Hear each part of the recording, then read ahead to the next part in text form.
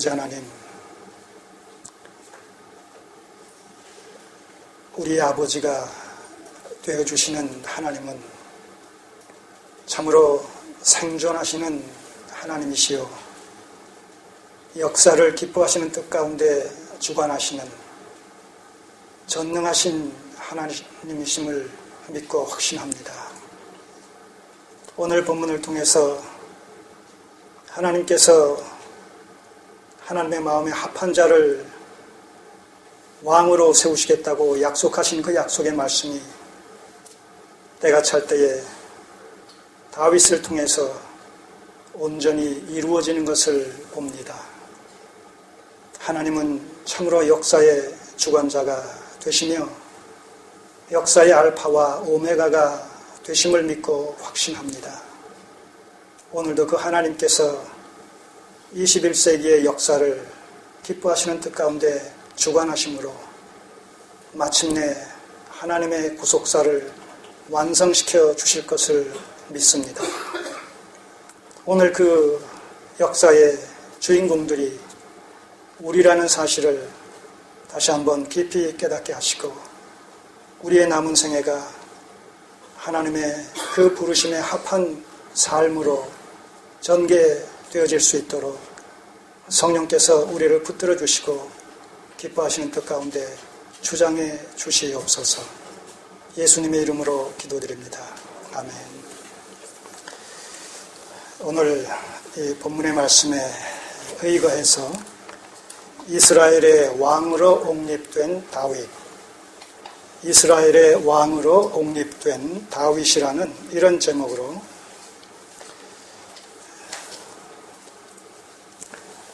다윗의 생애를 기름 부으셔서 왕으로 추대되기까지의 과정을 같이 살펴보면서 살아계신 하나님, 역사의 주관자가 되신 하나님을 우리가 함께 더불어 만날 수 있는 복된 은혜의 시간이 되었으면 좋겠습니다.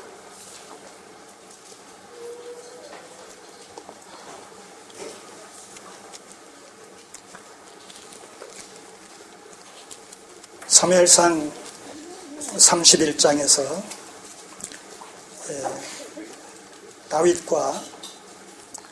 다윗의 대적이 돼서, 정치적인 대적이 돼서 끊임없이 다윗을 추적하면서 그를 죽이려고 했었던 사울 왕이 블레셋과의 전투에서 상처를 입고 스스로 자결을 함으로 말미암아 그 생을 마감하는 이런 사건을 우리가 살펴봤습니다. 사울의 죽음은 한마디로 하나님의 심판이었습니다. 그는 시작부터 하나님의 마음에 합한 왕으로 출발하는 것이 아니라 사람의 마음에 합한 왕으로 추대가 되어졌었습니다.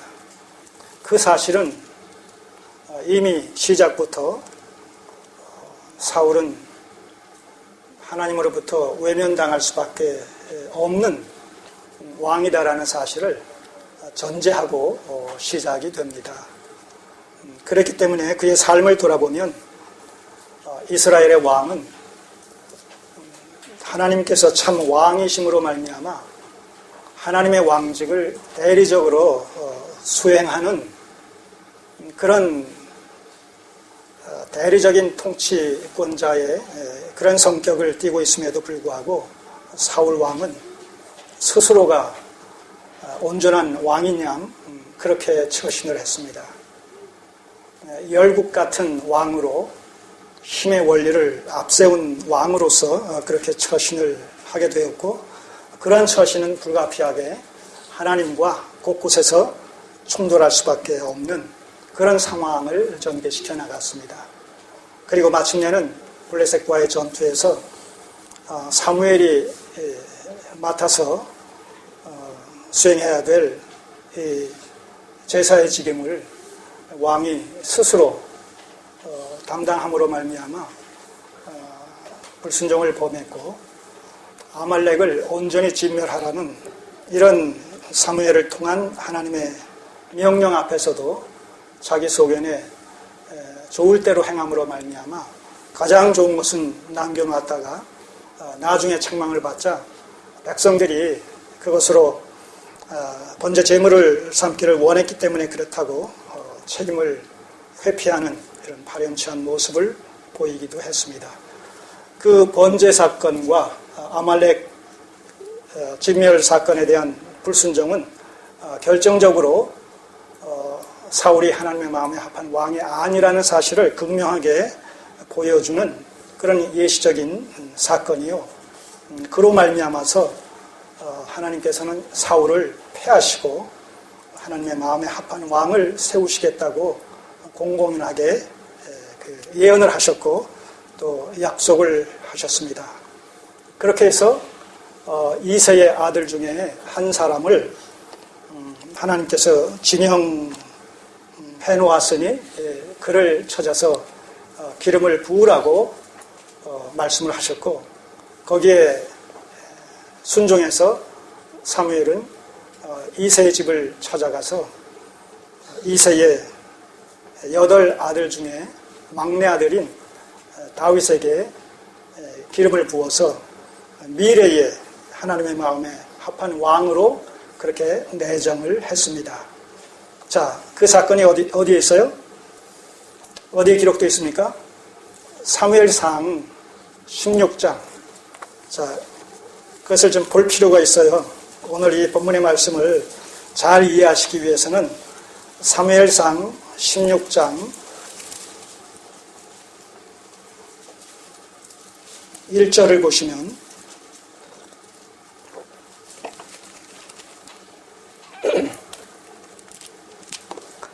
사무엘상 16장 1절을 보시면 여호와께서 사무엘에게 이르시되 내가 이미 사울을 버려 이스라엘 왕이 되지 못하게 하였거늘 네가 그를 위하여 언제까지 슬퍼하겠느냐. 너는 기름을 뿔에 채워가지고 가라.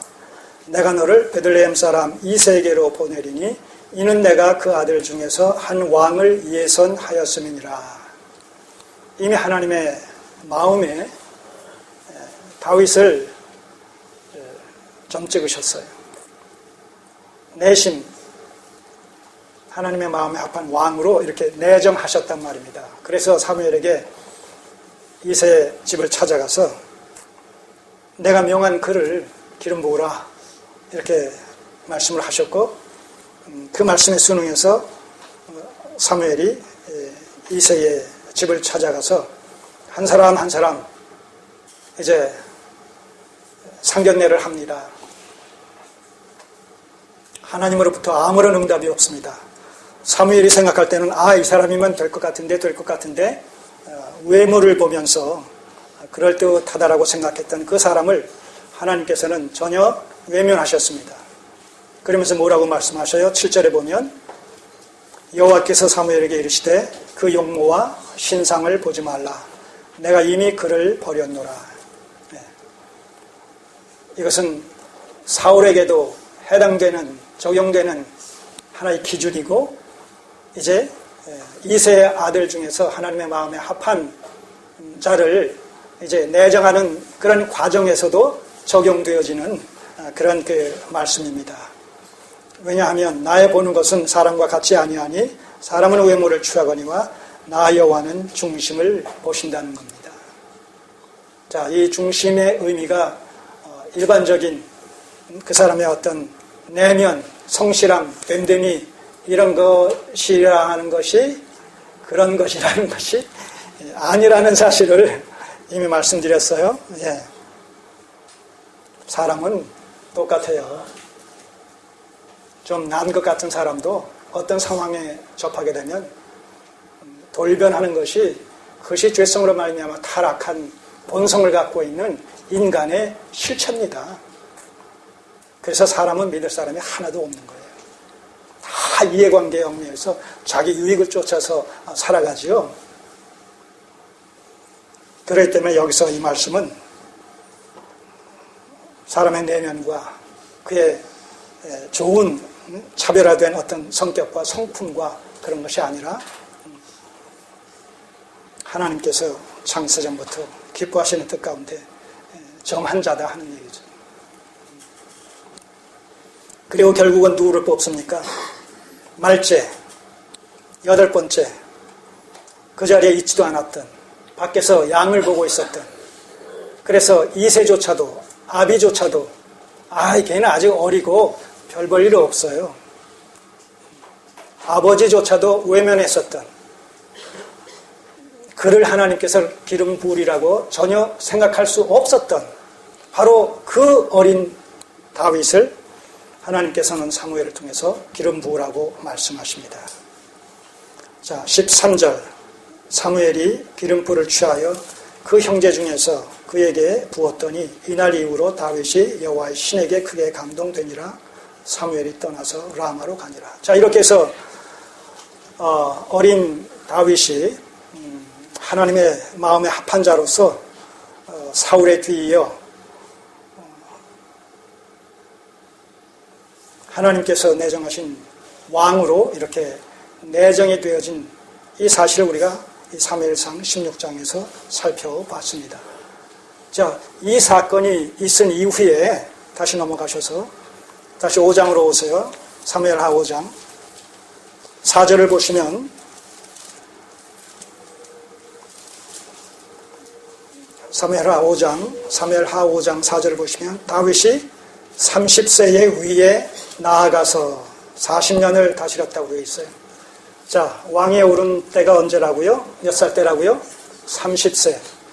그러면 기름 부었을 때, 기름 부음을 받았을 때 이세의 8 아들 중에서 막내로서 기름 부음을 받을 때부터 30세에 이르러서 이제 이스라엘의 왕이 되기까지의 그 기간이 몇 년쯤 되었을 것 같아요?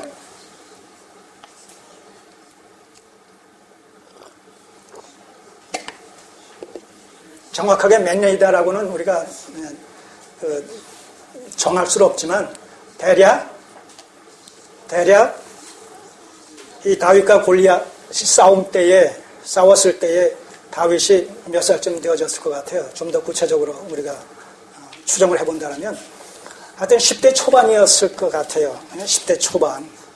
그러면 우리가 충분히 잡아도 15살을 잡아도 기름 부음을 받았을 때 다윗과 골리앗에 싸웠을 때 다윗이 골리앗과 싸웠을 때 충분히 잡아도 15을 잡아도 몇 년이 지난 거예요?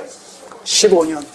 그래서 이것을 좀 더 늘려서 15년에서 한 20년 정도 기간 그 10세 이 주석 같은 데를 보면 이 처음 기름 부음을 받고 이 골리앗과 싸웠을 때를 갖다가 10살 정도로 잡아요. 주석을 보면. 근데 아무래도 10살은 좀 너무 어릴 것 같은 생각이 들어서 좀 충분히 우리가 그 현실을 감안을 하게 될 때 15년에서 20년 정도 한 그때 10살에서 15살 정도 됐다 이렇게 생각하게 되면 15년에서 20년 정도가 후에 이제 왕이 된 거란 말입니다. 그러니까 결국 사무엘상 16장부터 사무엘하 5장까지가 몇 년 흘렀다는 얘기예요? 15년에서 20년이 흘렀단 말입니다. 이 성경 속에서 사무엘상 16장에서 오늘 읽은 이 본문의 말씀에 이르기까지 기간으로 따지면 15년에서 20년 정도 지났단 말입니다. 그러니까 이걸 우리가 한번 생각해 보시라고요. 하나님의 약속의 말씀이 선포된 후에 그 약속의 말씀이 현실 속에서 구체적으로 성취되어지기까지 적어도 다윗과 관련했을 때 다윗에게 기름을 부어서 그가 왕위에 오르기까지의 그 기간을 우리가 성경을 통해서 추정을 한다라고 했을 때 15년에서 20년이 흘렀다는 거예요. 오늘 우리가 하나님 앞에 마음의 소원을 품고 아뢰는 그런 기도의 제목들이 있을 수 있어요. 그 제목들이 하나님의 마음에 합한 기도의 제목이라고 할 때 그 기도의 제목에 대해서 하나님께서 응답해 주실 수 있는 기간이라는 것이 있다는 거예요. 그 기간은 우리가 빨리 되어졌으면 좋겠다라고 하는 만큼 빨리 하나님께서 이루어 주실 수도 있겠지만 경우에 따라서는 우리가 원하는 만큼의 반비례해서 이루어지는 경우가 오히려 태반일 수 있다는 거예요. 오늘 우리가 오해하지 말아야 될 것이 그런 부분이에요. 내가 열심히 기도하면, 아니 금식하면서 기도하면 우리의 기도가 빨리 응답이 되어지는 줄 우리는 그렇게 안단 말입니다. 이게 타락한 종교성의 근거에서 봤을 때 그런 심정을 갖게 되는 거예요. 이건 인지상정이에요. 여러분, 인지상정과 하나님의 뜻이 이루어지는 것과는 같아요, 별개예요? 별개예요, 여러분. 이걸 자꾸 우리가 착각하고 혼동하는 거예요. 뭘 많이 드리면 하나님께서 기뻐하시고, 적게 드리면 하나님께서 기뻐하시지 않고, 열심을 내면 하나님께서 기뻐하시고, 기도를 많이 하면 기뻐하시고, 지극히 정성을 들이면 하나님께서 그것을 기뻐하셔서 우리의 소원을 빨리 들어주시고, 지성감천주의 신앙. 여러분, 이건 다 우상숭배적인 신앙이에요. 우상숭배적인. 우리는 마땅히 행할 바의 도리를 하는 겁니다. 그리스도 안에서 베풀어 주신 하나님의 구원의 은혜가 너무나 크고도 놀랍기 때문에 그 사랑과 그 은혜가, 그래서 우리는 무익한 종의 심정을 가지고 마땅히 행할 바를 행할 뿐입니다 라는 심정을 가지고 하나님을 섬기는 거예요. 이것이 기독교 신앙의 정체성이에요. 본질이란 말입니다. 그렇게 섬길 때 하나님께서는 기뻐하시는 뜻 가운데 부모가 자녀의 필요를, 어린아이면 어린아이일수록 더더욱 그가 자기 의사표시를 하지 못하는 것과 비례해서 더욱 그 부모는 적극적으로 그 아이를 돌아보면서 그의 필요를 채워줍니다.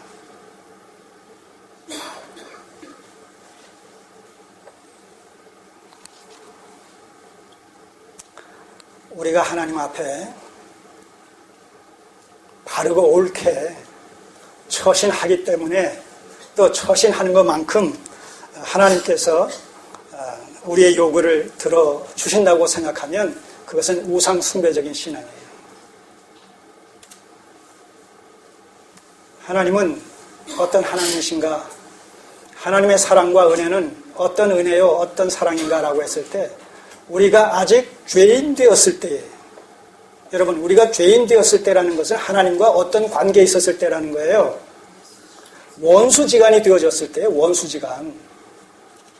그랬을 때 하나님께서 어떤 행동을 통해서 우리를 향하신 그분의 사랑을 나타내 보여주셨는가 하면, 아들 되신 예수 그리스도를 십자가에 우리의 죄값을 대신해서 달려 죽게 하시는 방식을 통해서, 우리가 죽어야 될 죽음을 예수 그리스도께서 대신 담당해 주시는 방식을 통해서 우리를 향하신 하나님의 사랑을 확증시켜 주셨다고 성경은 기록하고 있습니다. 여러분, 우리가 섬기는 하나님이 이런 하나님이셔요. 우리가 기도하면 들어주시고 기도하지 않으면 안 들어주시는 그런 하나님이 아니시란 말입니다. 그 예수 그리스도의 십자가의 죽으심을 통해서 우리를 향하신 하나님의 사랑이 극명하게 나타났고 또 보여주셨고, 그렇기 때문에 하물며 우리가 하나님 앞에 간절히 소원하는 그것을 하나님께서 들어주시지 않겠냐고 그렇게 로마서 8장에서는 기록하고 있지 않습니까?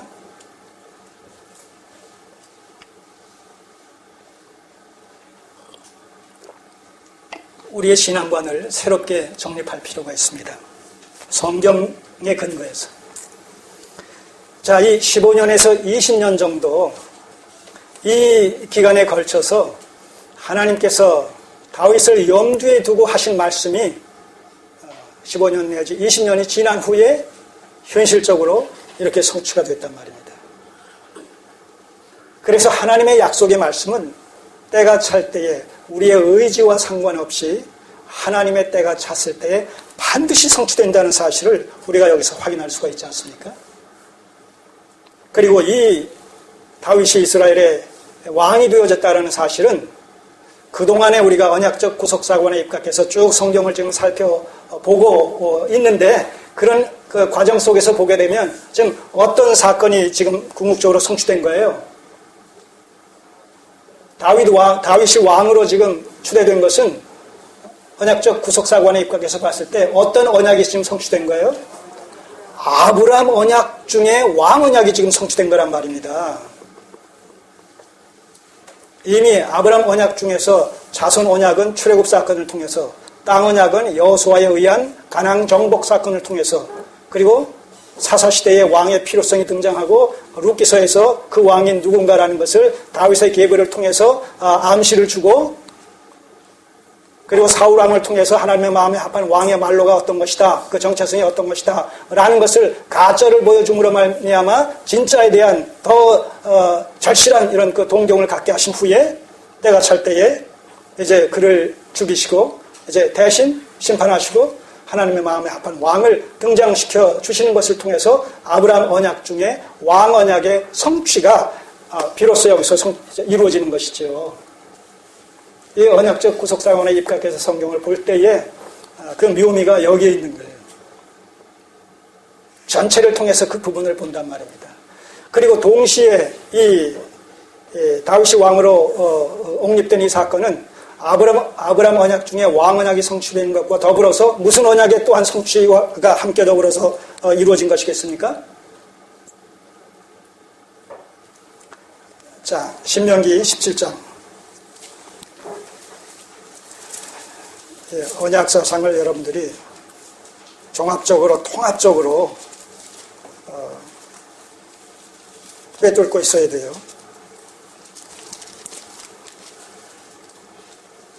모세에게 주신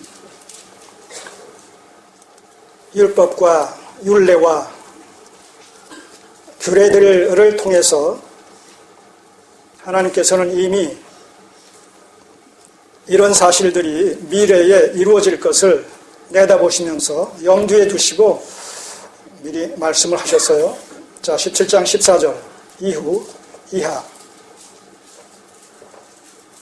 14절 내가 내 하나님 여호와께서 내게 주시는 땅에 이르러서 그 땅을 얻어 거할 때에 만일 우리도 우리 주위의 열국같이 우리 위에 왕을 세우리라는 뜻이 나거든. 여러분, 우리는 우리의 신앙생활이 하나님의 어떤 뜻을 쫓아서 하나님의 말씀의 원리를 쫓아서 진행되어져야 돼요. 우리 소견에 좋을 대로 행하면 안 돼요. 우리의 소견이 아무리 좋아 보일지라도 하나님의 뜻대로 사는 것이 아무리 시대에 뒤떨어진 것 같은 구시대적인 어떤 발상같이 보여질지라도 우리는 하나님의 백성으로서 어디에 기초해야 된다고요? 하나님의 말씀의 원리에 늘 기초해야 된다는 이 사실을 우리는 잊어서는 안 됩니다. 세상이 현대화되어지면 될수록 어떻게 보면 하나님의 뜻을 쫓는 것은 점점 더 구태의연한 것 같이 보여져요. 그렇게 여겨져요. 그래서 하나님을 믿는다는 것 자체가 21세기에 하나님을 믿는다는 것 자체가 고루하게 느껴진단 말입니다. 아주 보수적인 어떤 그런 그 느낌을 받도록 하기에 족하다는 겁니다. 문제는 거기에 있는 것이죠. 그럼에도 불구하고 역사는 어떻게 돼요? 사람들에 의해서가 아니라 그 사람들을 주장하시는 하나님의 손끝에 의해서 좌지우지 되어진다는 이 사실을 우리가 놓쳐서는 안 된다는 거예요. 자, 그래서 왕을 세우리라는 뜻이 나거든. 네. 하나님의 원하심이 있거든. 하나님의 때가 이르거든. 그래야 된단 말입니다. 그 하나님보다 앞서서 행하면 안 된다는 거예요. 뜻이 나거든 반드시 네 하나님 여호와의 택하신 자를 내 위에 왕으로 세울 것이며, 자, 이렇게 이미 모세에게 주신 이런 규례를 통해서 하나님께서 왕을 세우시겠다는 그런 의지가 표명되고 있다는 거예요. 자, 이것을 우리가 종합해서 얘기할 때 뭐라고 그래요? 모세 언약 내지는 시내산 언약이라고 그런단 말입니다. 그렇잖아요? 네. 자, 그러니까 이제 이 다윗이 왕으로 옹립되어졌다라는 이 사무엘하 5장에서의 이 사건은 아브라함 언약의 성취이면서 동시에 무슨 언약의 성취예요? 모세 언약, 곧 시내산 언약의 성취란 말입니다. 자, 이렇게 하나님의 언약은 때가 찰 때에 반드시 성취되는 것으로서 언약의 실현성이라는 그런 특징을 갖고 있다는 것이죠. 자, 오늘 이 시점에서 성경에 게시된 다양한 약속들 중에, 하나님의 언약들 중에서 아직 성취되지 않은, 그러면서도 가장 중요한 그런 그 언약이 어떤 언약이 남아있겠어요? 오늘 이 시점에서 이루어진 것이 아니라 이루어지지 않은 미래에 이루어질 하나님의 중요한 이런 그 약속 중에 하나가 뭐겠어요? 재림 약속이란 말입니다. 그러면 오늘 이 시점에서 이미 더 많은 하나님의 약속들이 과거 역사 속에서 성취되어졌더라면 10 언약 중에서, 예를 들면 10 언약 중에서 9가지가 성취되어지고 한 가지 언약이 지금 남아있다라면 이 한 가지 언약은 때가 찰 때에 반드시 성취가 되겠습니까? 안 되겠습니까? 예? 되겠어요? 안 되겠어요? 반드시 성취될 그 한 가지 약속이 성경 통해서 봤을 때 어떤 언약이에요? 재림 언약이란 말입니다. 그럼 재림 언약은 반드시 성취되겠어요? 안 되겠어요? 언제? 때가 찰 때. 바로 이것이 계시록에서 얘기하고 있는 아멘 주 예수의 오시옵소서, 소위 마라나타의 신앙이라고, 종말론적인 신앙이라고 얘기하는 이유가 거기에 있는 것이죠. 그래서 오늘 우리는 예수 그리스도의 다시 오심이라는 이 예수 그리스도의 재림 언약을 신앙으로 또 생명으로 붙들고 살아가는 이 시대에 하나님의 백성들로서 존재해야 된다는 거예요. 그리고 우리의 모든 삶을 다 거기에 맞춰야 된단 말입니다. 그 종말론적인 신앙을 갖고 현실을 살아가는 자는 성경에서 지혜로운 등에 기름을 준비하고 오실 신랑을 기다리는 지혜로운 5 처녀로 비유되고 있죠. 나머지 5 처녀는 미련한 5 처녀로 또 그렇게 비유되고 있어요. 오늘 우리는 어떤 처녀의 편에 서야 되겠어요? 지혜로운 처녀, 미련한 처녀. 그러려면 뭘 준비해야 돼요? 기름을 준비해야 돼요. 이럴 때 이 기름이 뭐냐라고 하면 여기서부터 이제 이단들이 나오는 거예요. 예? 예. 너희들은 이 기름을 갖고 있느냐? 기름을 준비해야 되는데 그 5 처녀가 갖고 있었던 그 기름을 준비한 자들은 신랑이 왔을 때 그 연회에 같이 참여했다. 그러나 그 기름을 준비하지 못한 미련한 5 처녀는 연회 밖에서 그냥 울며 불며 들어가게 해달라고 했을 때에도 결국 그 문은 열려지지 않음으로 말미암아 내어 쫓김을 받았다. 자, 이 기름이 뭔 줄 아느냐? 우리는 이 기름을 갖고 있다. 이렇게 이제 얘기하게 되면 이제 거기서부터 넘어가기 시작하는 거예요, 이제. 그 기름이 뭐예요? 정작.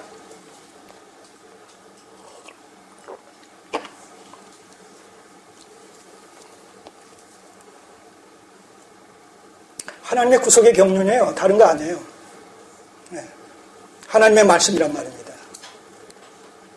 좀 포괄적인 얘기지만 하나님의 말씀의 원리를 쫓아 하나님의 이 세상을 향하신 하나님의 마스터 플랜이 뭐냐? 구속의 경륜이 뭐냐? 그 경륜에 입각해서 살아가는 삶. 오늘 다시 말해서 우리가 하나님의 그 경륜의 궁극적인 목표는 뭐예요? 하나님의 나라, 하늘에서 이루어진 것 같이 이 땅에 하나님의 나라를 이루시고자 하시는 것 아니겠습니까?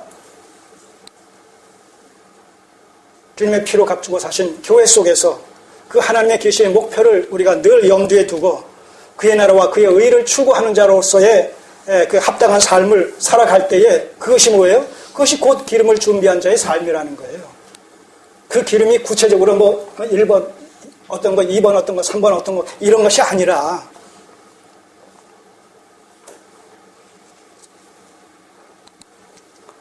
이미 우리는 그 기름을 준비해서 갖고 있는 자로서 지금 현실을 살아가고 있는 거예요, 여러분들.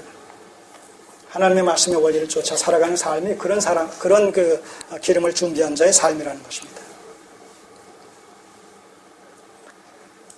자, 그러니까 그 15년 내지 20년이라는 그 이스라엘의 역사 속에서 하나님께서 계획하셨던 그 일들이 그 역사 속에서 그 기간 동안에 차차 없이 오차 없이 하나하나 그 역사를 방편 삼아 전개시켜 나가시는 가운데 때가 찰 때에 이제 다윗이 마침내 이스라엘의 왕으로 옹립된 것 같이 오늘도 21세기 역사를 하나님께서는 그렇게 그 장중에 붙드시고 기뻐하시는 뜻 가운데 이 역사를 주관해 가심으로 말미암아 결국에 가서는 예수 그리스도의 재림으로 말미암아 모든 이 땅의 역사가 마감되어지고 하나님의 구속사도 아울러 마감이 되어질 것이 이 성경의 원리의 근거에서 볼 때 명확 관하다는 것이죠. 그러니까 오늘 우리는 그 종말론적인 예수 그리스도의 재림이라는 그 사건에 초점을 맞춰서 모든 삶을 거기에 집중시켜서 이 현실을 무익한 종의 심정을 가지고 지혜롭게 살아가는 자들이 돼야 되겠다는 겁니다. 자, 그러면 이제 이 사울의 죽음을 통해서 사무엘상 31장에 사울의 죽음을 통해서 하나님께서 다윗을 왕으로 세우시려는 하나님의 계획이 급속도로 이제 진행되어지는 것을 우리가 내용을 통해서 생생하게 목격을 하게 됩니다. 자, 우리는 사무엘하 1장에서 어떤 사건을 살펴봤었습니까?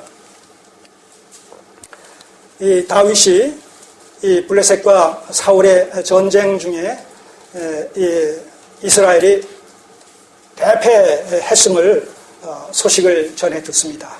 그리고 그 전쟁을 통해서 이 사울과 그의 아들들, 특별히 요나단이 포함되어져서 전사한 사실을 전해 듣습니다.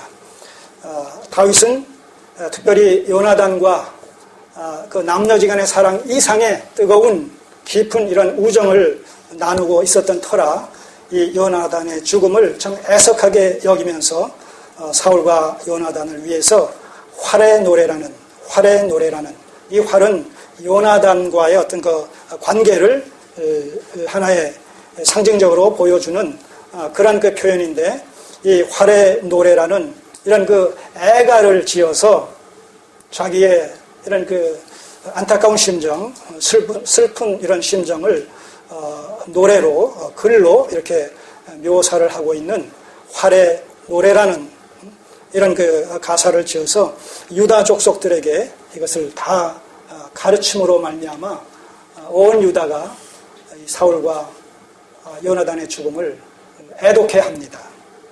자, 이것은 단순히 다윗이 개인적으로 그의 죽음을 애도했다라는 데서 끝나는 것이 아닙니다. 사실 사울은 이스라엘 백성들이 알기는 사울은 끊임없이 다윗을 죽이려고 했었다라는 사실을 익히 잘 알고 있습니다. 그런 입장에서 봤을 때 사울의 죽음은 다윗의 입장에서는 쾌재를 불러야 될 사건입니다.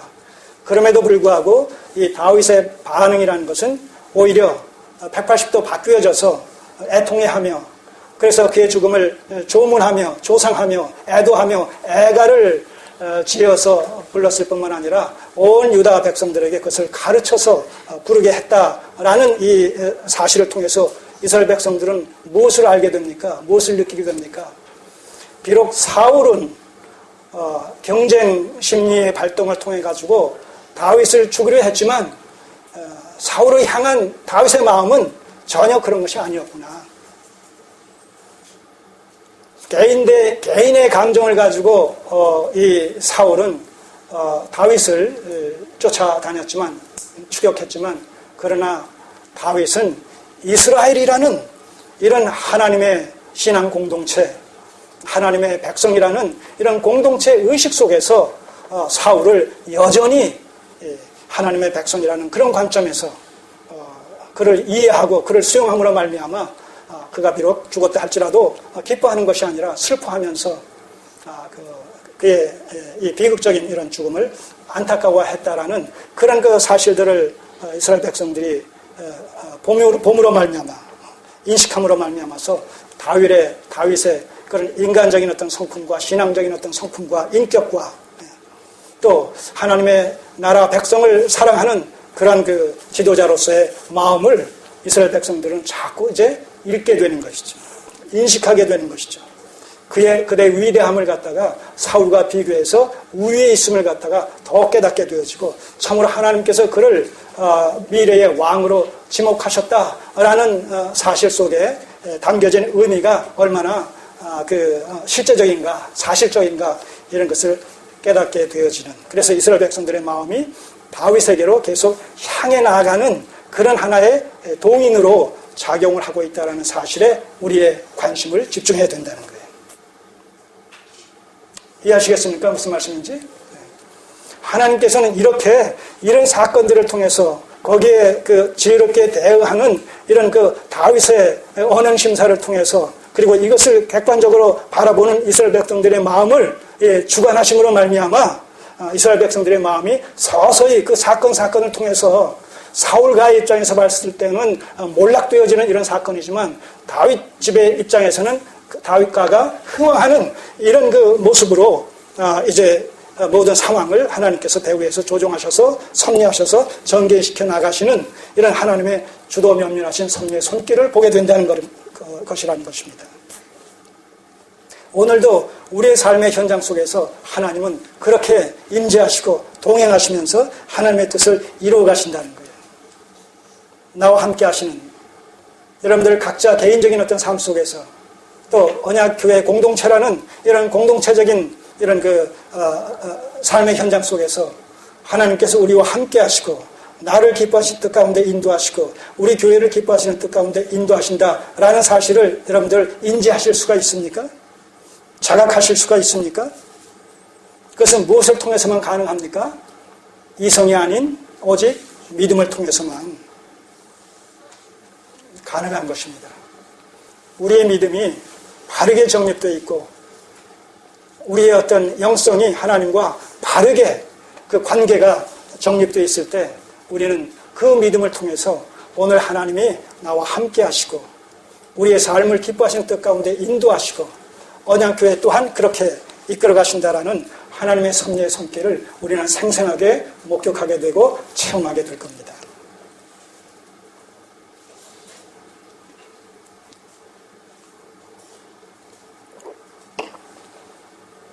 자, 2장으로 넘어오면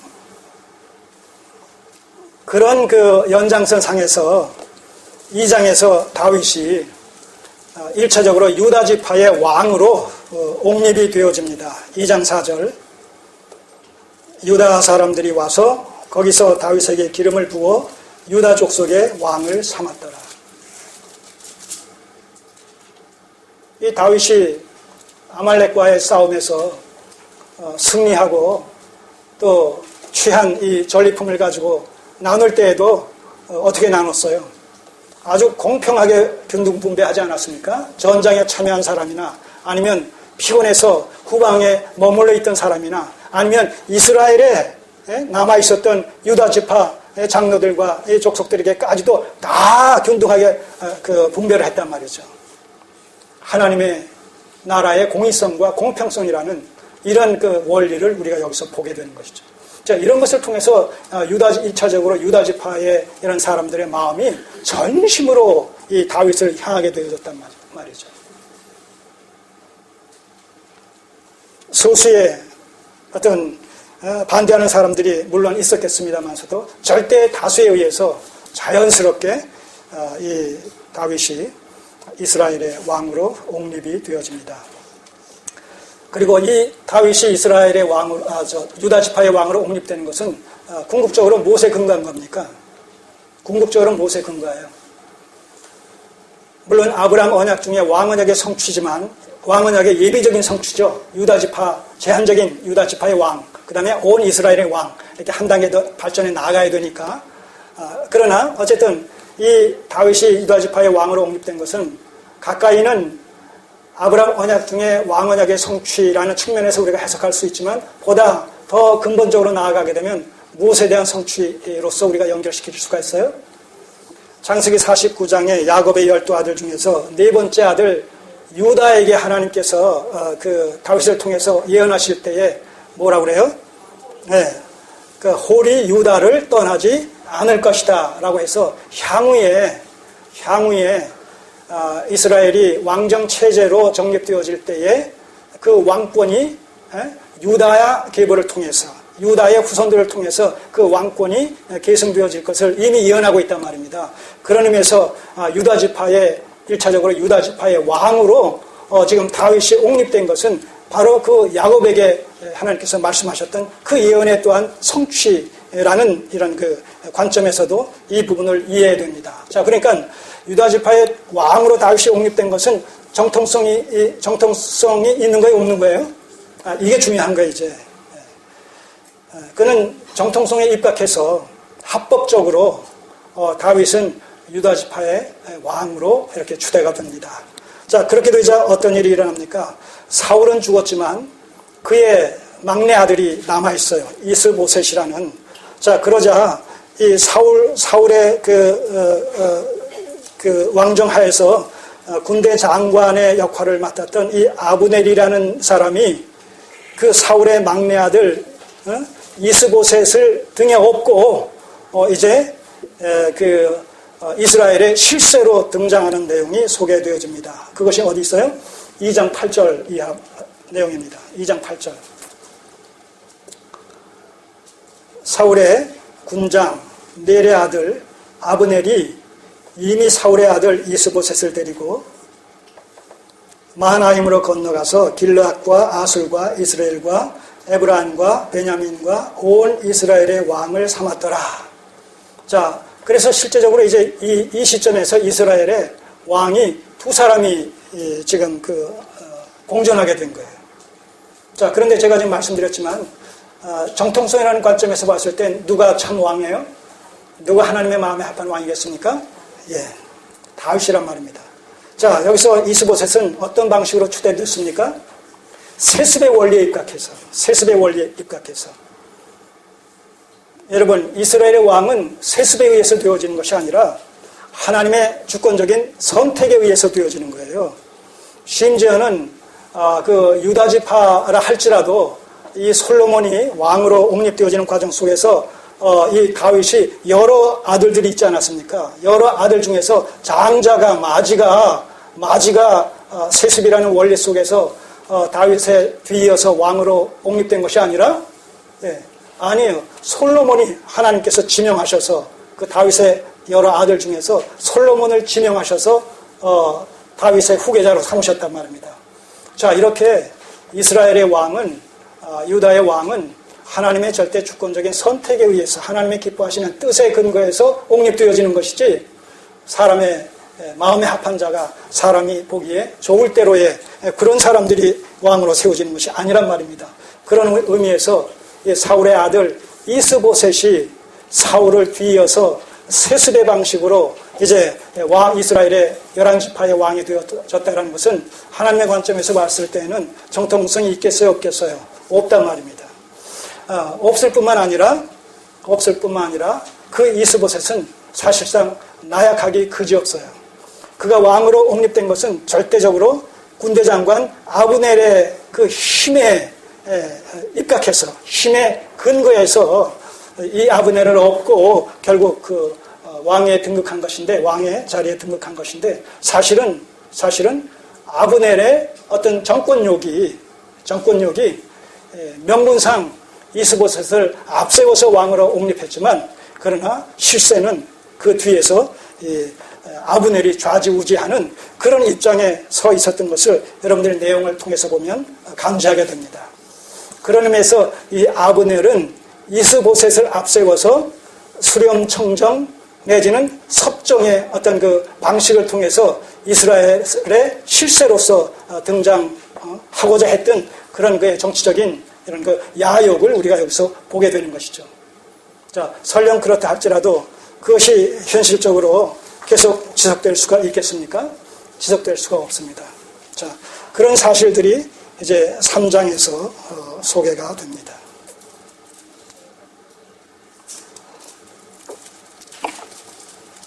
자, 3장으로 넘어가시면 3장에서 사무엘서 기자는 이렇게 3장 1절을 이어옵니다.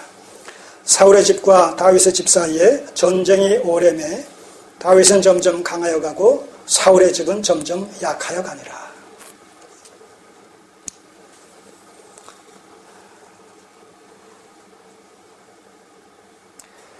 그리고 2절에서 1차적으로 그 5절까지의 내용이 다윗이 헤브론으로 올라와서 유대아 지파의 왕으로 제위하고 있었던 기간 동안에 낳은 그 6 아들들이 소개됩니다. 이 6 아들을 낳았다라고 했을 때 이것은 긍정적이며 부정적인 의미가 함께 담겨져 있습니다. 나중에 이 6 아들들이 결국 이 다윗의 어떤 왕권을 쟁탈하려는 그런 싸움을 벌이는 가운데 아주 이전 투구를 하는 그런 비극적이고 비참한 이런 모습들을 나중에 보게 되는데, 여기서 사무엘서 기자가 이 6 아들이 지금 헤브론에서 유다 지파의 왕으로 옹립되어진 그런 다윗의 이복 아들들로 소개하고 있는 이유는 부정적인 의미가 아니라 긍정적인 의미로 여기서 지금 소개를 하고 있습니다. 자, 그것이 긍정적인 의미다라는 사실은 1절의 내용이 그것을 뒷받침하고 있는 거예요. 사울의 집과 다윗의 집 사이에 전쟁이 오래매 다윗은 점점 강하여지고 사울의 집은 점점 약하여 가니라 라는 이런 어떤 표제어를 딱 걸어놓고 나서 이내 그 다윗과 관련되어진 내용을 얘기하면서 6 아들을 갖다가 봤다라는 것을 갖다가 소개하는 것은 뭐예요? 다윗의 어떤 흥황을 지금 보여주고 있단 말입니다. 다윗의 집이 번창하고 번성하고 있음을 갖다가 이런 6 아들을 낳았다라는 이런 표현 속에서, 이런 사건 속에서 지금 사무엘서 저자가 의도하고 있는 바가 거기에 있다는 거예요. 자, 반면에 이 사울의 집, 사울의 왕가 이스보셋과 관련되어져서는 어떤 사건이 지금 소개가 되느냐 하면, 거기 5절을 보시면 6절에 사울의 집과 다윗의 집 사이에 전쟁이 있는 동안에 아브넬이 사울의 집에서 점점 권세를 잡으니라. 사울에게 첩이 있었으니 이름은 이스바요 아야의 딸이더라. 이스보셋이 아브넬에게 이르되 네가 어찌하여 내 아버지의 첩을 통간하였느냐. 아브넬이 이스보셋의 말을 매우 분히 여겨 가로되 내가 유다의 대대강이뇨. 내가 오늘날 당신의 아버지 사울의 집과 그 형제와 그 친구에게 은혜를 베풀어서 당신을 다윗의 손에서 내어주지 아니하였거늘 당신이 오늘날 이 여인에 관한 허물을 내게 돌리는도다. 자, 어떤 일이 일어났어요? 이 아브넬 군대 장관이 사울의 애첩을 갖다가 그 애첩과 부적절한 이런 관계를 맺었단 말입니다. 그런 관계를 맺는 저희가 뭐예요? 사울의 왕권을 갖다 자기가 차지하겠다라는 그런 정치적인 의도가 깔려 있는 것이죠. 자, 그것을 이스보셋이 모를 리가 없으니까 그것에 대해서 책망을 합니다. 그 책망함으로 말미암아 둘 사이가 어떻게 돼요? 갈라지게 되는 거예요, 이제. 여기서 특별히 이스보셋의 말을 매우 분히 여겨 가로되 내가 유다의 개대강이뇨라고 했을 때 개대강이뇨 이게 뭐냐면 내가 개대가리냐, 문자적으로는 개대가리예요. head of dog's head. 개대가리. 근데 이것이 무슨 의미냐라고 했을 때 내가 유다의 반역자냐, 유다의 첩자냐 그런 의미예요. 첩자. 내가 너를 갖다가 이스라엘의 왕으로 옹립하기까지 했는데 내가 유다의 어떤 첩자로서 지금 이런 일을 하는 줄 아느냐? 그리고 그 여인 하나 그렇게 했다고 해서 나를 그렇게 없음 여기느냐? 너를 왕으로 세우기까지 했는데 이러면서 오히려 적반하장격으로 지금 나오는 것이죠. 자, 이것이 하나의 빌미가 되어주고 계기가 되어져서 이스보셋과 아브넬의 관계가 소원해질 뿐만 아니라 여기서 아브넬이 변심을 하게 됩니다. 변심을 하게 되고 또 이스라엘의 장로들을 갖다가 회유시킴으로 말미암아 이 다윗과 음성적으로 화친 조약까지 맺습니다. 그렇게 해서 다른 말로 말씀드리면 이스라엘을 갖다가 다윗에게 이렇게 헌납하게 되면 자기는 뭐예요? 한 자리 얻게 될 것 아니겠습니까? 자, 그런 이제 그 의도를 가지고 이스보셋을 등지고 오히려 이스라엘을 다윗에게 내어주려는 이런 그 계획을 추진해 나갑니다. 자, 그런 과정 속에서 어떤 일이 일어나냐 하면 27절, 3장 27절.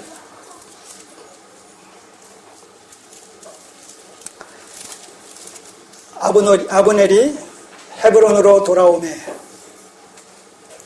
요압이 더불어서 종용이 말하려는 듯이 저를 데리고 성문으로 들어가서 거기서 배를 찔러 죽이니. 자, 이 아브넬이 요압, 다윗의 군대 장관 요압에 의해서 살해당합니다. 이 살해당한 이유는 이 요압의 그 동생 아사헬이라는 이 동생을 갖다가 그 유다와 이스라엘에 조그마한 내전이 일어났었는데 그 내전에서 이 아브넬이 이스라엘의 군대 장관 아브넬이 유다의 군대 장관 요압의 동생 아사헬을 갖다가 죽여버립니다. 거기에 이제 앙심을 품고 이 아브넬이 화친차 다윗을 만나고 돌아가는 길에 쫓아가서 할 일이 있으니까 다시 가자 해가지고 헤브론으로 데려와가지고 중간에서 그를 살해한단 말입니다. 자, 그렇게 해서 이 아브넬이 죽게 됩니다. 아브넬이 죽게 돼요. 자, 그러자 다윗이 어떻게 반응하는가 보세요.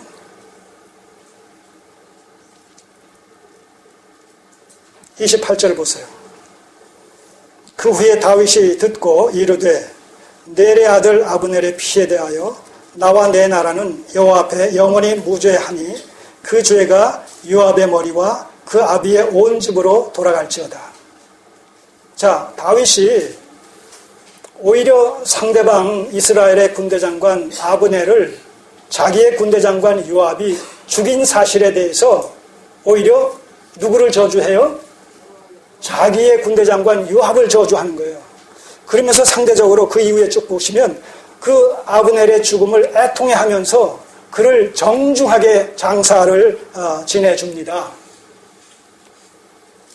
자, 이런 것들이 나중에 이제 요압에게는 그 다윗에게 등을 돌리는 그런 하나의 비밀로 작용을 합니다. 근데 여기서 이렇게 다윗이 요압에 대해서 이런 그 불편한 심정을 갖고 있으면서도 그를 응징하지 못한 이유가 어디 있느냐 하면 39절을 보세요. 응징하지 못하고 이렇게 그 간접적으로 그를 그 저주하는 이유가 어디 있냐면 39절.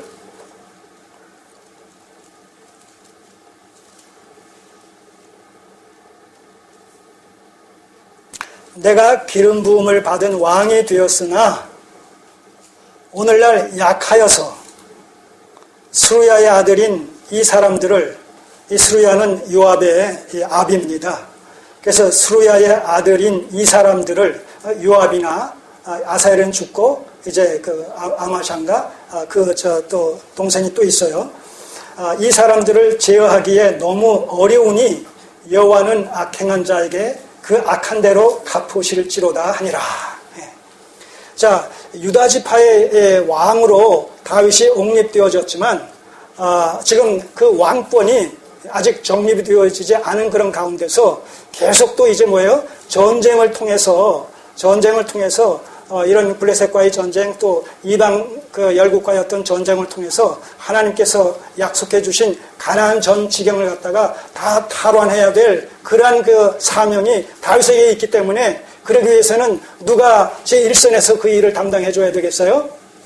군대 장관이잖아요. 그러니까 군대 장관에 대해서 다윗이 비록 이제 왕으로 옹립이 됐지만 그것이 초창기이기 때문에 아직 제대로 왕권이 정립되지 않은 상황도 있지만 계속해서 이제 전쟁을 수행해야 되는 이런 과정 속에서 이 요압의 이 권위와 권세라는 것은 막강했다는 것이죠. 그러니까 거기에 감히 왕이라고 해서 그 도전할 수 없는 이런 어떤 그 역학관계 속에서 불가피하게 하나님께 그것을 의탁할 수밖에 없었다는 것입니다. 그런데 왜 그러면 이 아브넬의 죽음에 대해서 이렇게 요압에 의해서 살해당한 아브넬의 죽음에 대해서 이 다윗이 이렇게 그 통한의 심정을 가지고 그 애도를 했느냐라고 했을 때 이것이 바로 하나님의 나라의 공의성에 근거해서요. 하나님의 나라의 공의성. 자, 아브넬과 화친을 하게 되면, 그리고 그것이 계속해서 연장되어지게 되면 어떤 결과가 나타날까요? 피 흘리지 않고 이스라엘 11지파를 유다가 다윗이 접수하게 된단 말입니다. 접수하게 된단 말입니다. 그래서 나중에 이제 그 다윗이 죽을 때 유언을 남기기를 솔로몬에게, 내가 죽으면 네가 왕이 되어지게 되면 내 그 통치하에서 내가 정리하지 못한 불의한 3가지 사건을 네가 척결했으면 좋겠다라고 당부를 합니다. 그 당부를 할 때 그 첫 번째 사건이 뭐냐면 요압을 살려두지 말라는 거예요. 요압을 살려두지 말라. 요압을 살려두지 말라고 하면서 그 이유가 뭐냐면 태평성대 시절에 그가 불의를 행했다. 그렇게 얘기를 해요. 한번 볼까요? 왕상, 열왕기상. 이것이 오늘 우리에게 시사해 주는 바가 너무나 크기 때문에 이것을 언급하는 것입니다. 왕상 2장을 보시면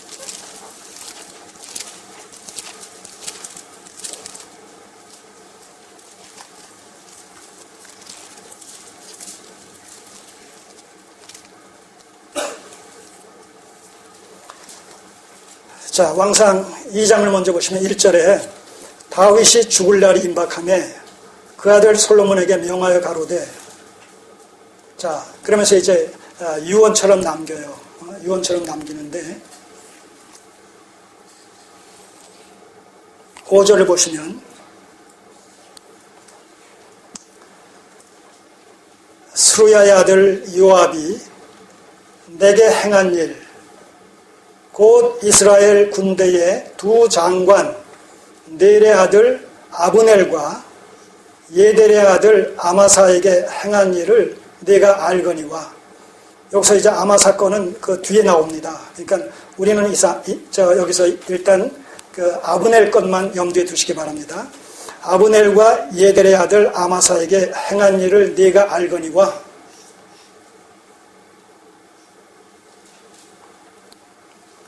결국 요압이 아브넬 죽였다는 이 사건 얘기하는 거예요. 지금 사무엘사 3장.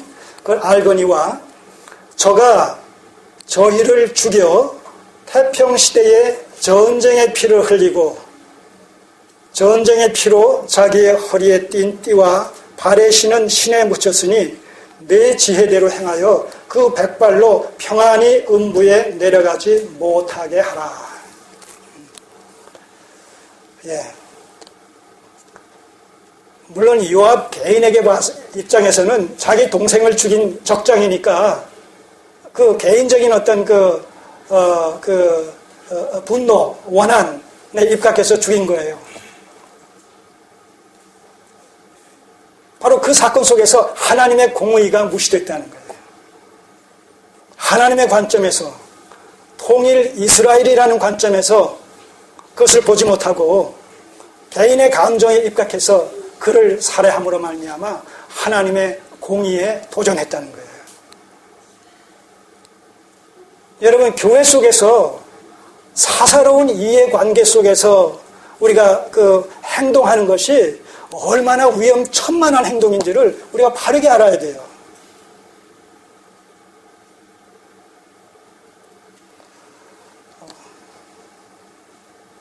그래서 교회에서는 개인주의가 철저히 제어되어야 합니다. 제어되어야 합니다.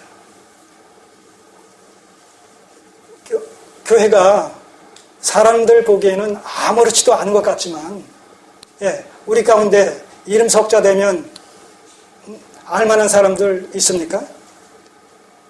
죄송합니다. 있을 수도 있는데 제가 없는 것 같이 그냥 비하시켰는지 모르겠는데, 우리는 자랑할 만한 사람이 없어요. 권세 있는 자가 없어요. 유명한 자 없어요. 그럼에도 불구하고 하나님께서는 우리를 누구라고 여겨주십니까? 하나님의 아들과 딸로 여겨주신단 말입니다.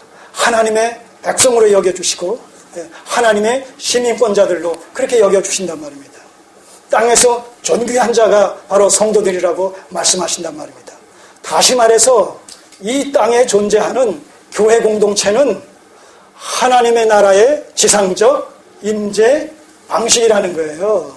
하나님의 나라가 지상에 임재하는 방식이 바로 교회 공동체란 말입니다. 그러니 우리의 정체성이 하나님의 관점에서 봤을 땐 얼마나 존귀한 존재들인지를 갖다가 우리가 심각하게 한번 확인해 볼 필요가 있다는 거예요. 나 같은 게. 여러분들, 그것이 나 같은 것이 이것은 자기 비하처럼 보이고 그것은 겸손한 어떤 고백처럼 보일지 몰라도 우리를 비하시키면 우리를 위해서 죽으신 예수 그리스도의 죽으심을 헛되게 할 수도 있다는 거예요. 우리를 땅에서 가장 존귀한 자라고 여기시는 그 하나님의 마음에 우리가 대못을 치는 것과도 반불하는 것이 거짓된 겸손이란 말입니다. 거짓된 자기 비하란 말입니다.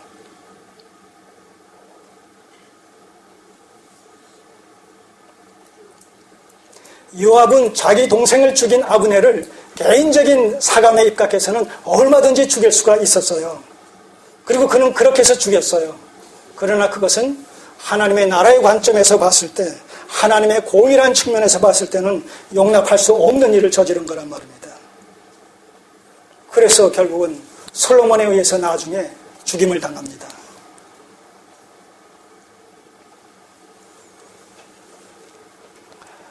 여러분, 교회를 업수히 여기지 마십시오. 왜냐하면 성경은 교회를 어떻게 설명합니까? 주님의 피로 값주고 삼바되어진 교회, 값주고 사신바되어진 교회라고 얘기합니다. 우리들 각자에게 하나님의 핏값이 서려 있다는 거예요. 하나님의 핏값으로 우리 한 사람 한 사람을 사셔서 주님의 몸된 교회를 지금 이루셨고 또 이루고 가신다는 거예요.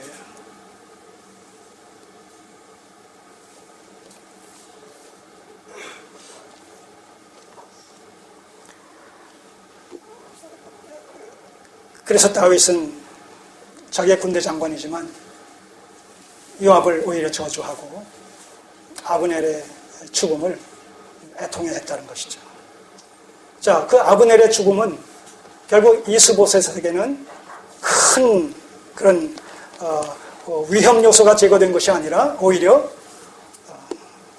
자기 어떤 통치권의 결정적인 이런 연약함으로 다가올 수밖에 없었던 것이죠.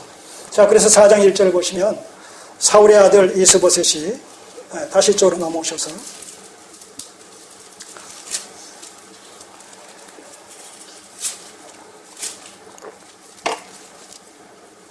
사울의 아들 이스보셋이 아브넬의 헤브론에서 죽었다함을 듣고 손맥이 풀렸고 온 이스라엘이 놀라니라. 다시 말해서 아브넬이 어쨌든 요압에 의해서 죽임을 당했다. 아브넬이 없는 이스라엘은 존재할 수가 없다. 그래서 이 사건은 3장 1절에서 얘기하고 있듯이 이 사울의 집이 몰락하고 다윗의 집이 흥왕하는데 결정적인 이런 역할로 작용한 것이 이 아브넬의 죽음이다라고 해도 과언이 아닙니다. 자, 그 후에 어떤 일이 일어났습니까? 아브넬이 죽자 계속해서 이제 말하자면 혁명이 일어나는 거예요. 이스보셋의 이스라엘의 그 왕정 속에서 말입니다. 그래서 다른 두 군대 장관 레갑과 그 바하나라는 이런 군대 장관이 5절과 6절 보세요. 보에롯 사람 림몬의 아들 레갑과 바하나가 행하여 볕이 쬐을 때쯤에 이스보셋의 집에 이르니 마침 저가 낮잠을 자는지라 레갑과 그 형제 바하나가 밀을 가지러 원체하고 집 가운데로 들어가서 그 배를 찌르고 도망하였더라. 자, 이스보셋이 암살당했어요. 아브넬 죽죠. 이스보셋이 암살당했죠. 자, 이 두 친구가 이스보셋을 암살하고 나서는 그 목을 잘라서 다윗에게 찾아와서 다윗에게 바칩니다. 어떤 심정을 가지고 그랬을까요? 네, 한 자리 얻을 요량으로 자기가 생각할 때 이스보셋은 다윗에게 있어서 눈의 가시 같은 마지막 넘어야 될 산처럼 그렇게 여길 것이다, 원수처럼 여길 것이다 라고 생각해서 그를 모반하고 그를 죽여서 이제 다윗에게 투항을 하는 거죠. 그러면 다윗에게 큰 이런 몇 을짜리라도 하나 얻을 요량으로 또 얻을 것이다 라고 생각하고, 그러나 다윗은 어떻게 행동했어요? 똑같이 처음에 사울의 죽음을 갖다가 거짓 통보한 아말렉의 그런 소년을 오히려 하나님께서 기름 부은 자를 갖다가 네가 그럴 수가 있느냐 하면서 죽였듯이 오히려 이 두 군대 장관을 죽입니다. 그리고 이 아브넬과 이스보셋의 시신을 함께 장사 지내줍니다. 자, 이런 사건들이 결국은 어떤 영향을 미치느냐고 했을 때 온 이스라엘 백성들의 마음이 다 다윗에게로 쏠려가는. 처음에 아브넬이 죽었을 때도, 요압에 의해서 죽었을 때도 이스라엘 백성들의 입장에서 봤을 때는 다윗이 요압을 시켜서 아브넬을 죽였을 것이다, 그렇게 생각했었어요. 그러나 결과는 어떻게 됐어요? 오히려 요압을 책망하고 요압을 저주하고 아브넬을 갖다가 아주 후하게 이렇게 대접을 해서 장사를 지내준 것을 보면서 아하, 아니었구나, 오해가 풀려지고, 또 이스보셋이 이렇게 암살당했을 때에도 그 암살한 자를 오히려 극형에 처하고 그를 갖다 그 시선을 수습해가지고 잘 또 이렇게 장사를 지내주는 이런 모습을 통해서 이스라엘 백성들의 마음이 완전히 이 다윗에게 다 돌아가는 이런 모습을 보게 됩니다. 다윗은 철저히 그의 생애 속에서 적어도 기름 부음을 받은 이후에 온 이스라엘의 왕으로 등극되어지는 그 과정 속에서 그는 철저히 모든 것을 하나님께 의지하고 하나님께 의탁했습니다. 자기 속에는 좋을 대로 행한 것이 하나도 없습니다. 자기의 정적들조차도, 그들의 죽음조차도 우리가 보듯이 이렇게 전사했거나 아니면 살해됐거나 모반에 의해서 죽었거나 그렇게 해서 다윗의 손에 전혀 피를 흘리지 않게 하시는 방식을 통해서 온 이스라엘 백성들의 마음이 다윗을 향하게 하시고 그를 추앙하고 초대해서 결국은 때가 찰 때에 왕으로, 온 이스라엘의 왕으로 옹립되어지는 과정을 봅니다. 그 말씀을 읽고 마치도록 하겠습니다. 자, 5장 1절을 다시 한번. 이스라엘 모든 지파가 헤브론에 이르러 다윗에게 이제 나와서 말하여 가보되 보소서 우리는 왕의 골육이니이다. 아까 우리가 신명기 15장 17장 14절 이하에서 뭐라고 돼 있어요? 이제 왕이 하나님의 뜻 가운데서 왕을 세우고자 하는 뜻이 나게 되면 누구를 왕으로 세우라고요? 동족 중에서 왕을 세우라고. 네, 바로 그런 의미가 여기 담겨 있습니다. 당신은 우리의 고륙이니이다. 다시 말해서 왕으로 세움받기에 합당한 자이니다. 그런 의미가 성립이 됩니다. 전일 곧 사울이 우리의 왕이 되었을 때에도 이스라엘을 거느려서 출입하게 한 자는 왕이시었고, 사울이 다윗과 골리앗 싸움 이후에 이 다윗을 갖다가 천부장을 삼아서 세웠을 때 그 다윗이 이 군대를 잘 통수를 하고 백성들을 잘 이런 관할함으로 말미암아 사울 하에서도, 사울 밑에서 그런 천부장으로 있는 이 다윗이 백성들에게 신임을 얻었던 그것을 과거를 갖다가 지금 회상하는 거예요.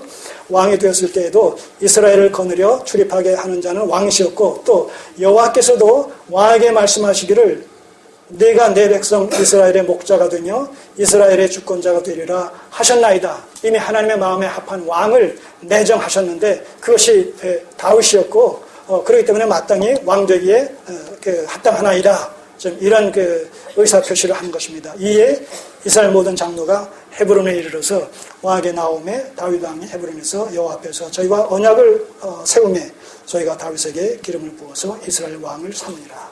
이렇게 해서 마침내 이스라엘의 통합 왕으로 등극을 합니다. 15년 내지 20년의 역사를 잠깐 동안의 시간을 통해서 우리가 훑어보면서 그 시대의 역사를 기뻐하시는 뜻 가운데 주관하시는 하나님의 절대 주권적인 성령의 손길을 살펴봤습니다. 여러분도 경험을 함께 해보실 수 있었던 시간입니까? 그 하나님이 오늘도 이 21세기 역사를 그 장중에 붙들고 계십니다. 주님의 재림으로 말미암아 완성될 그 종말을 향해서 오늘도 하나님께서는 세상 역사를 기뻐하시는 뜻 가운데 섭리해 가시는 가운데 우리 성도들 한 사람 한 사람을 하나의 도구로 사용하셔서 다윗을 이렇게 세워가셨듯이 우리가 마땅히 있어야 될 그곳에서 마땅히 행할 그것을 통해서 하나님의 뜻을 이루어가고 계십니다. 그리고 언젠가는 마침내 그 하나님의 뜻이 최종적으로 이루어지게 될 겁니다. 자, 그때가 언제예요? 계시록 21장. 성경은 그때를 가리켜서 이렇게 얘기합니다. 우리가 그날을 소망 삼고 신실하게 신앙생활을 해나가야 될 겁니다. 계시록 21장 1절 보시면 또 내가 새하늘과 새 땅을 보니 처음 하늘과 처음 땅이 없어졌고 바다도 다시 있지 않더라. 온갖 죄악된 불의한 사단적인 이런 요소들이 다 제거됐다는 의미가 바다도 다시 있지 않더라는 이 말씀 속에 담겨진 본의입니다. 자, 이럴 때 이제 어떤 일이 일어나요? 5절이야. 처음 것들이 다 지나갔음이로라. 보좌에 앉으신 이가 가라사대 보라 내가 만물을 새롭게 하노라 하시고 또 가라사대 이 말은 신실하고 참되니 기록하라 하시고 또 내게 말씀하시되 이루었도다. 나는 알파와 오메가요 처음과 나중이라. 이루었도다. 모든 하나님의 구속사가 다 완성되어졌다는 것을 여기서 최종적으로 선포하고 계십니다. 선언하고 계십니다. 왜냐하면 하나님께서는 알파와 오메가시요 처음과 나중이다. 역사의 주관자가 되셔서 모든 역사를 그분의 기뻐하시는 뜻 가운데 시작하셨고 또 진행해 나가시고 그리고 마침내 완성하시는 분이시기 때문에 역사는 그분의 손에서 시작되고 그분의 손에 의해서 진행되고 그분의 손에 의해서 마감되어질 것이다라는 얘기죠. 이 새하늘과 새 땅의 도래로 말미암아 모든 구속사는 마감됐다. 끝났다는 거예요. 이 날이 언제 되는지 우리는 모릅니다. 그날이 우리가 살아생전에 주어질지 아니면 우리가 먼저 죽어서 그 나라의 기쁨을 만끽하게 될지 모르겠지만 이 최종적인 목표를 향해서 오늘도 시간 또 하루하루 또 해를 바꾸어서 지금 시간은 진행되고 있다는 것을 염두에 두시고 우리의 삶이 그저 헛되이 메아리 치듯이 그렇게 허공을 넘나드는 것이 아니라 분명한 목표를 향해서 지금 한 걸음 한 걸음 나아가고 있으며 하나님께서 그 모든 것을 주도하셔서 마침내 이루실 것이라는 이런 확신을 가지시고 섭리의존적인 종말론적인 신앙관을 확립하셔서 매 순간을 주님과 동행하시는 성숙하고 또 충성된 성도의 삶을 우리 모두가 함께 더불어 살아갈 수 있게 되기를 소원합니다. 기도드리겠습니다.